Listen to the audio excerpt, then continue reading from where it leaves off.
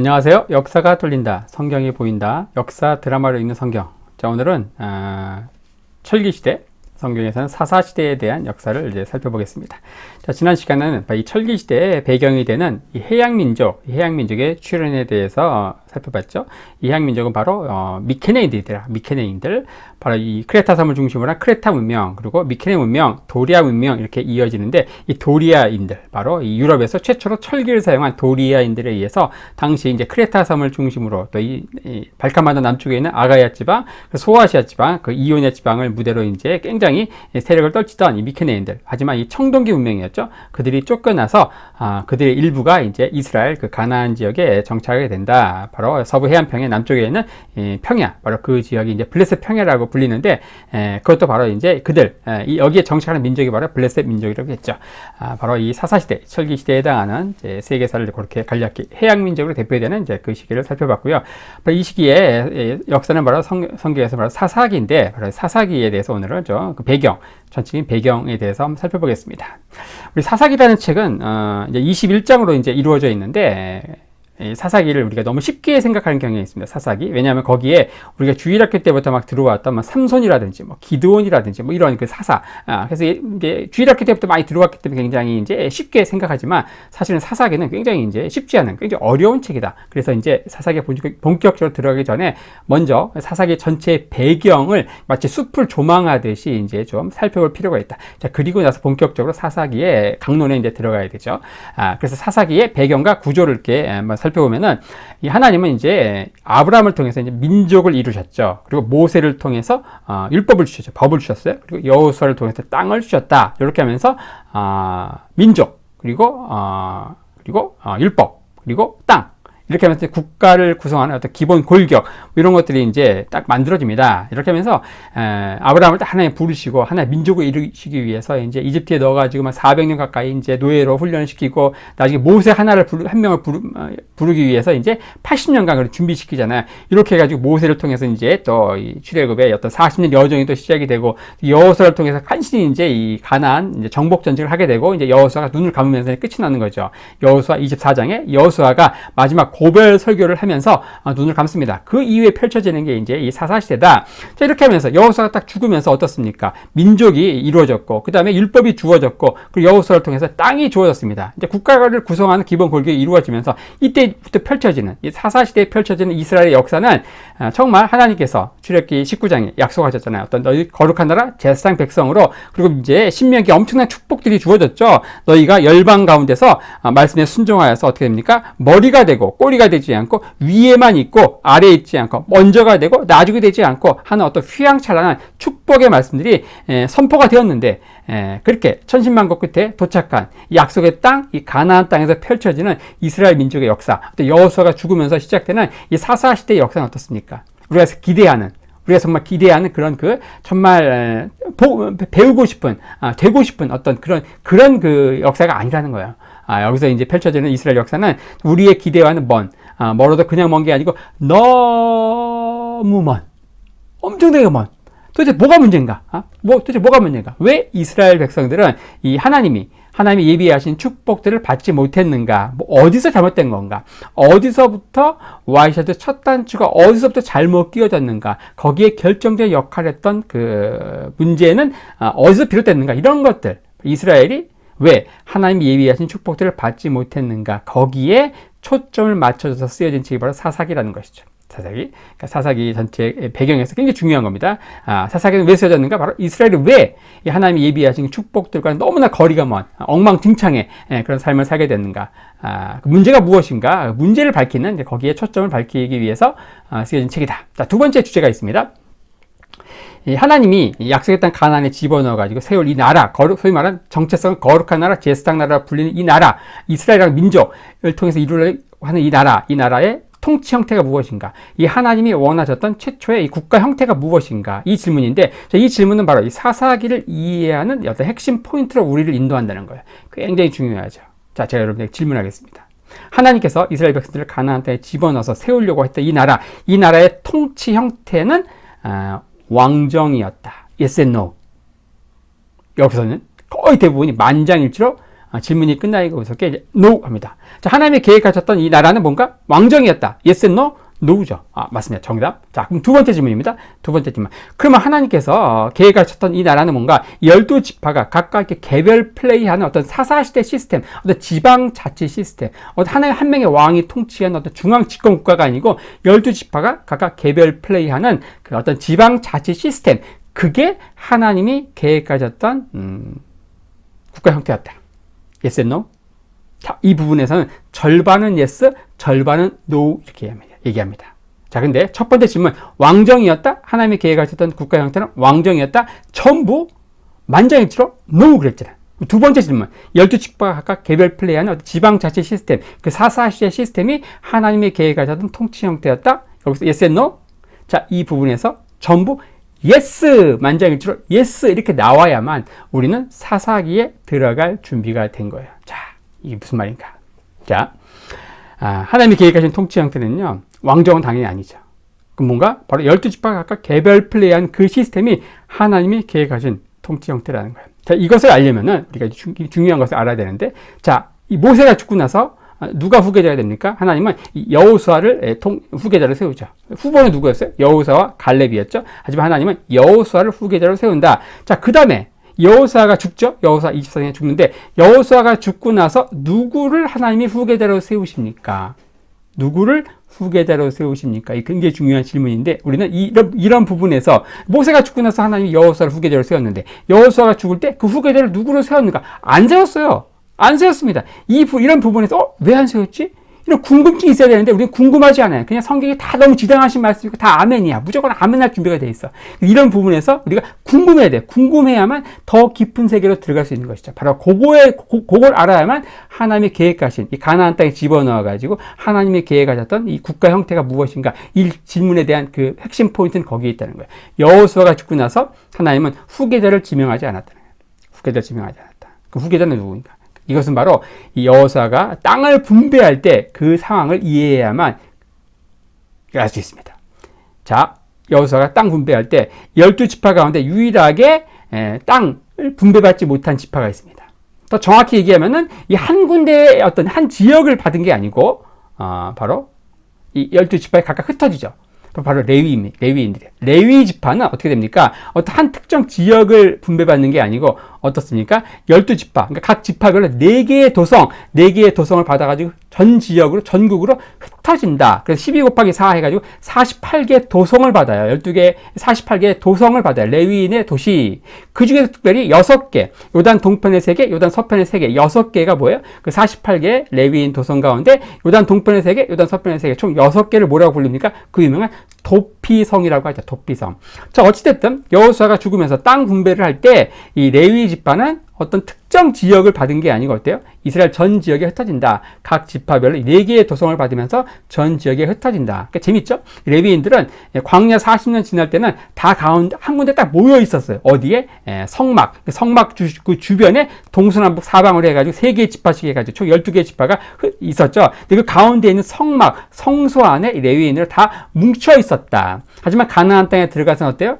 12지파로 다 흩어진다. 그러니까 하나님은 이 레위인들을 뭉쳐라면 뭉치고 흩어져라면 흩어지는 어떻게 군대의 5분 대기조와 같은 하나님의 어떤 직접 쓰시는 그 지파가 바로 레위 지파라는 거예요. 그래서 이게 뭔가 여호수아가 죽으면서 하나님은 후계자를 지명하지 않고 레위인들을 이스라엘 전 지역으로 흩으셨다. 그래서 하나님이 계획하신 통치 형태는 뭐예요? 하나님은 눈에 보이는 왕이 아니라 이 레위인들, 자신의 직접적으로 택하는 5분 대기조인 이 레위인들을 통해서 여호와께서 직접 통치하시는 뭐예요? 신정국가.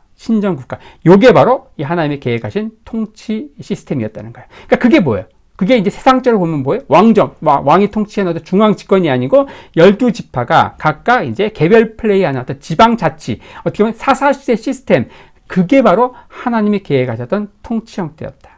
요거죠. 자, 모세에서 여호수아로, 그 여호수아에서 다음 어떤 특정한 리더십이 아니고 없다는 거예요. 여기에서 이제 그 문제의식이 나오는 거죠. 레위 지파에게 땅을 주지 않고 각 지역에 흩어졌다. 그러니까 하나님이 레위인들을 통해서 하나님이 직접 통치하시는 그 국가가 바로 이 가나안 땅에 세워질 이스라엘 민족을 중심으로 세워질 어떤 거룩한 나라 제사장 백성의 최초의 국가 형태였다. 그래서 왕정이 아니고 또 지방 자치 시스템이었다. 12지파에. 하지만 이 시스템, 이런 시스템이 제대로 돌아가려면 어떻게 됩니까? 바로 레위인들이 그 역할을 잘 해야 돼요.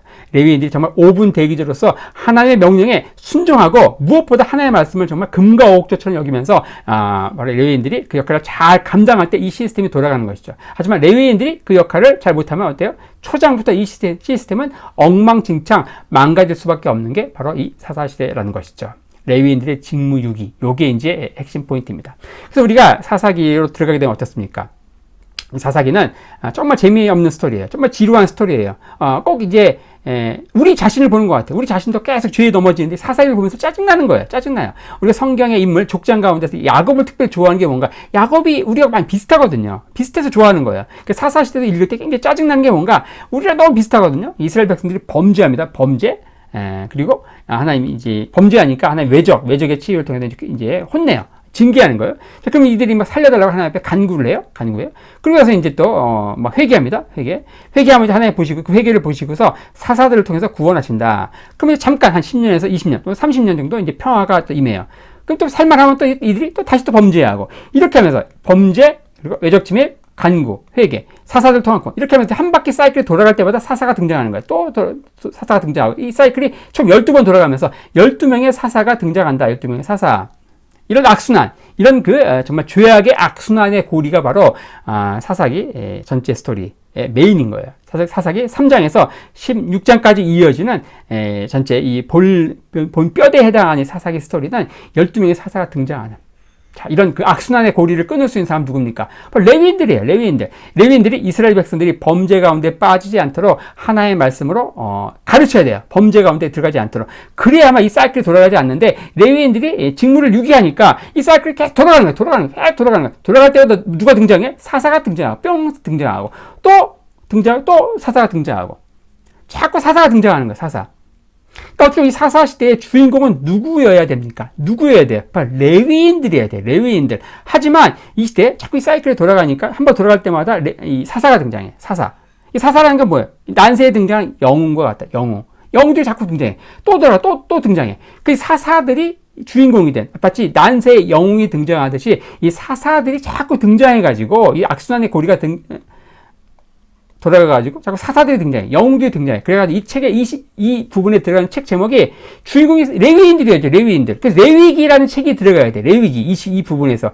하지만 앞에 레위기가 있잖아요. 그럼 뭐가 들어가야 됩니까? 레위인들을 주인공은 레위기 시즌2라고 하는 책이 성경 66권 가운데 이 사사기 자리에 레위기 시즌2가 들어가야 돼. 하지만 레위인들이 직무유기를 하고 자꾸 이 사이클이 돌아가면서 자꾸 사사들이 등장하고 그 사사들이 주인공이 된 난세의 영웅나듯이 영웅전처럼 돼버린 이런 시기. 사사기라는 책이 이 부분에 들어가 있다. 이 부분에 사사기라는 책이 들어가 있는 그 자체, 이 책 제목이 사사기라고 되어 있는 그 자체가 이제 이 시기의 문제라는 거예요. 바로 이 레위인들이 그 역할을 잘 감당하지 못했다. 이런 것들을 보여주는 거라는 거죠. 이해하셨습니까? 바로 레위인들이 이 역할을 잘 못했다. 하나님의 계획하신 통치 형태는 어떤 거였는가? 레위인들을 통해서 어떤 신정 정치를 하는 그런 거였는데, 그 핵심은 누가 갖고 있는가? 레위인들이 그 역할을 잘 못하면 이 시스템은 초장부터 엉망진창, 완전 난장판이 될 수밖에 없는 상황이었다. 바로 또 사사기 전체의 그림의 세 번째 주제입니다. 사사기의 숨겨진 주제가 무엇인가? 과연 이스라엘의 왕은 누구인가? 사사기에 총 2번 나오는 말씀이 있습니다. 너무너무 잘 알죠? 성경을 잘 이렇게 안 읽는 사람들도 이 말씀을 많이 들어봤어요. 그때는 이스라엘 왕이 없으므로 사람마다 자기 소견에 옳은 일을 행했다. 사사기 17장 6절과 21장 25절에 2번 나오는 이 말씀인데, 사사시대를 대표하는 말씀입니다.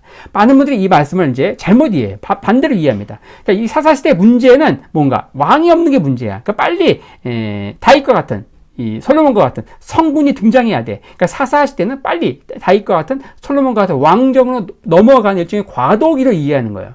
그러니까 사사시대의 문제는 뭐냐? 다윗과 같은 왕이 없는 게 문제다. 이렇게 이해하십니다. 빨리 왕정으로 넘어가야 돼. 근데 그게 아니에요. 이 말씀의 의미는 뭔가? 이 사사시대의 문제를 잘못 보는 것이죠. 이걸 풀면 이렇게 됩니다.